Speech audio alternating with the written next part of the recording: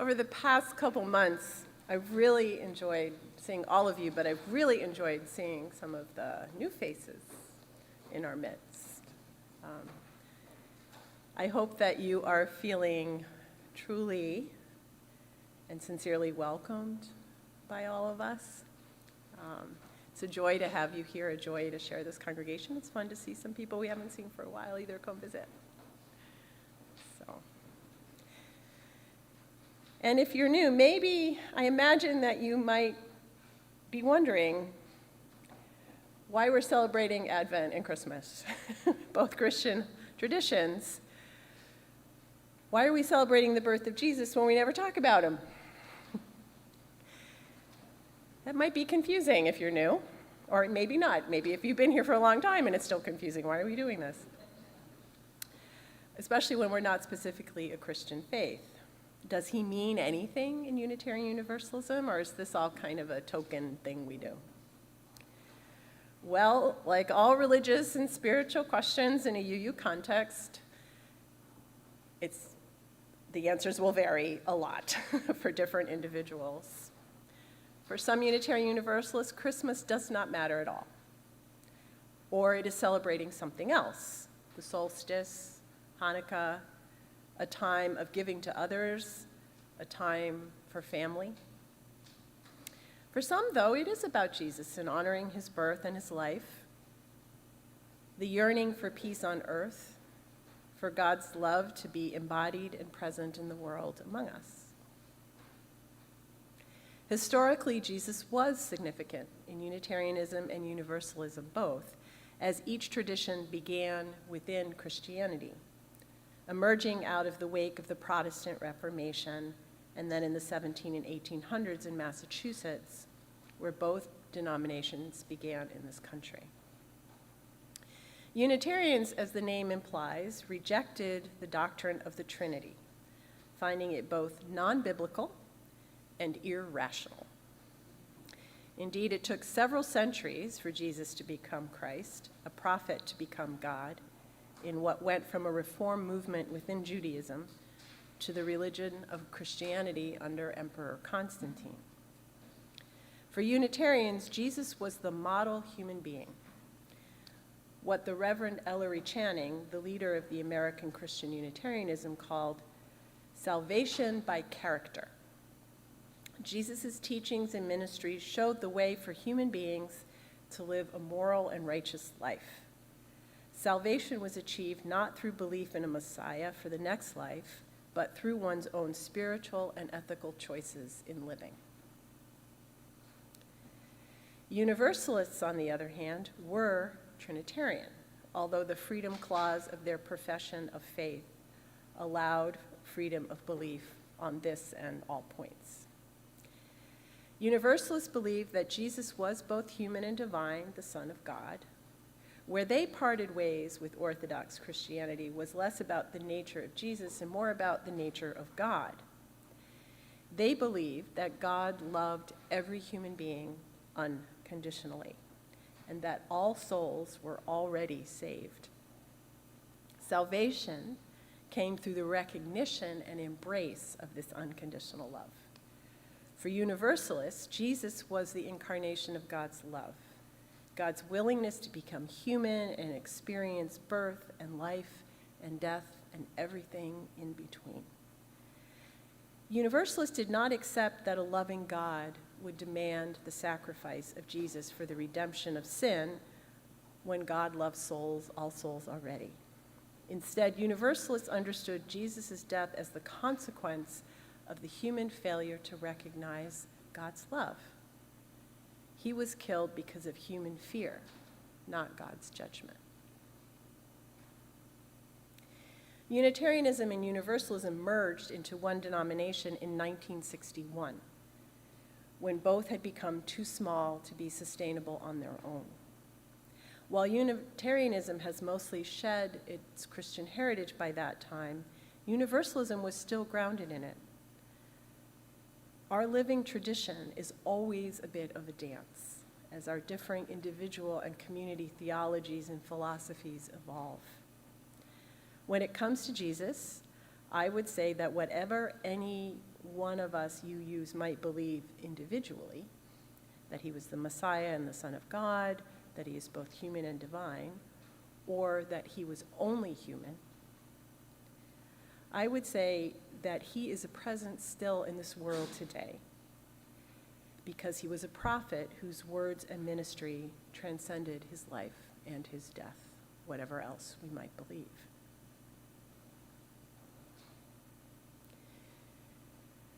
We're living in a time in our country when white Christian nationalism is on the rise and coming into power in our government. And it's important to understand that white Christian nationalism is a political ideology. It's not Christianity, and it is not a religion. It uses an interpretation of Christianity as a religious justification for its actions and policies, but it's not the same thing as the religion of Christianity.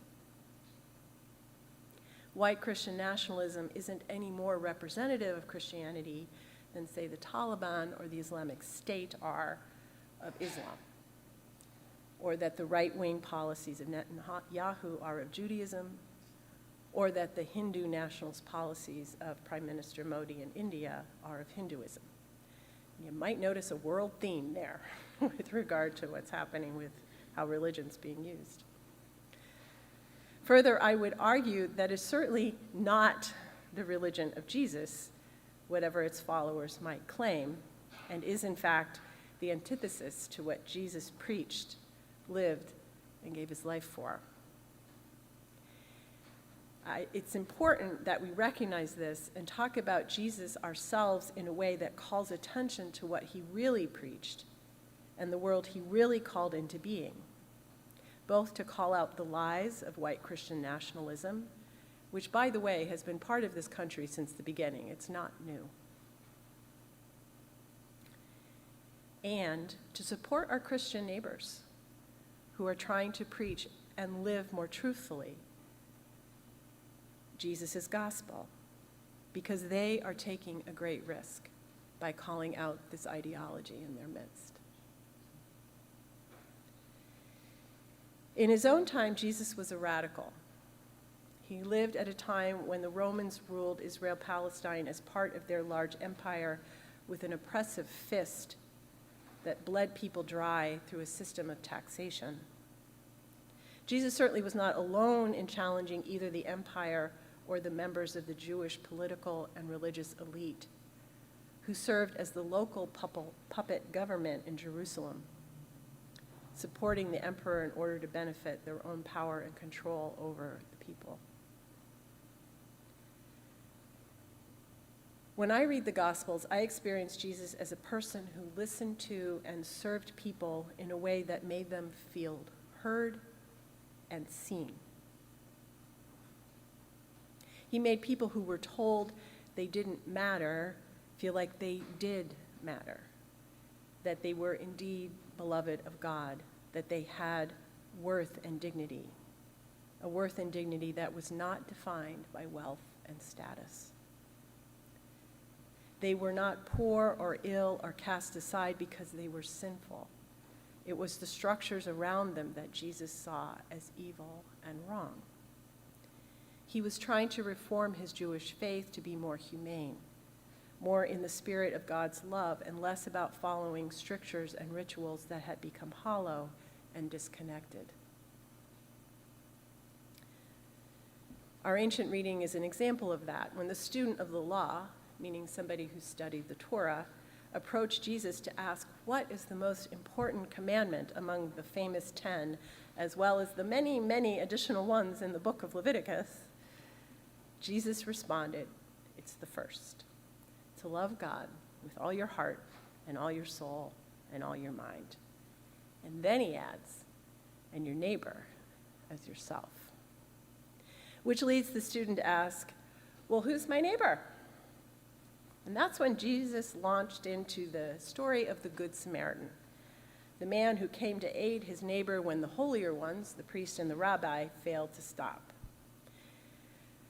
What may have been lost over the years is that in Jesus' time, Samaritans were considered unclean, the lowest of the low, as they were descendants of Jews who had not been deported during the Assyrian conquest and had intermarried with their conquerors and had come to practice their own version of Judaism. To touch or be touched by a Samaritan was an anathema, which is to say that to claim a Samaritan as your neighbor was a very radical idea. It meant that everyone, even an enemy, even an outcast, even someone unclean, was your neighbor. Which is why I don't think that Jesus would support a version of Christianity that belittled and diminished the humanity of anyone, be they immigrants, LGBTQIA+ folks, non-Christians, or women. To love God is to love your neighbor, and not just your white Christian ones. How this basic message got so twisted and how the idea of belief in Jesus as a personal savior was all it takes to follow Jesus and be saved honestly hurts my head and it hurts my heart.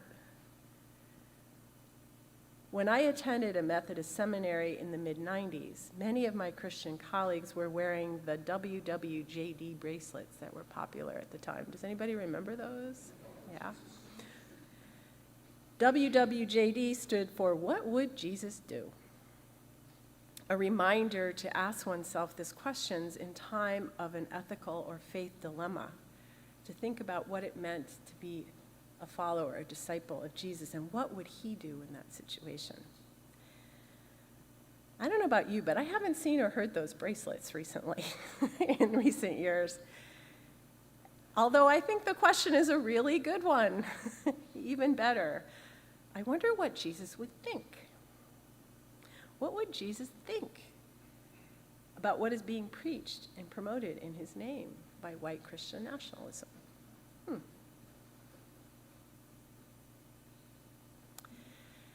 As you may have picked up by now, I really love the writings of Howard Thurman, the African-American mystic, theologian, writer, and activist who mentored, among others, Dr. Reverend Martin Luther King Jr.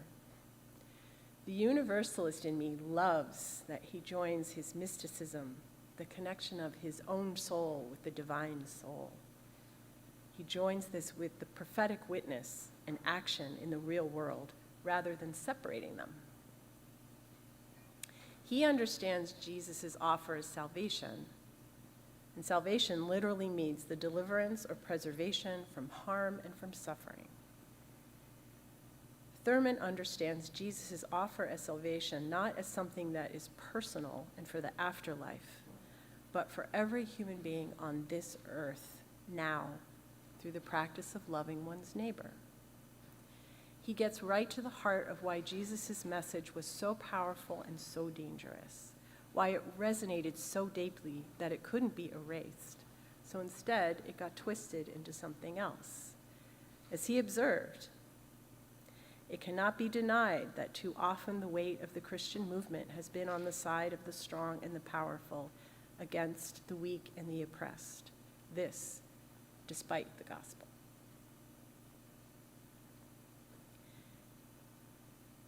Many Christians assert that Jesus is the reason for the season. And this is only partly true. Christian missionaries did a wonderful job of syncretism, taking the local pagan seasonal traditions and rituals and connecting them with the story of Jesus. The trees, the wreaths, the greens, the appearance of Santa Claus, the sharing of sweets and gifts, the proliferation of lights and candles. These are all pagan practices to honor the winter solstice and offset the long, cold dark. But it's good to remember what Christmas is about, because nowhere in any of the Gospels is there anything about Jesus wanting anyone to honor his birth by buying a Lexus or competing with neighbors to purchase the highly prized toy of the year for our children. And if someone proclaims that Jesus is the reason for the season, then I would ask them to ask themselves, what would Jesus do? How would he expect us to treat our neighbors? our world, our earth. I like Howard Thurman's answer. When the song of the angels is stilled, when the star in the sky is gone, when the kings and princes are home, when the shepherds are back with their flocks, the work of Christmas begins.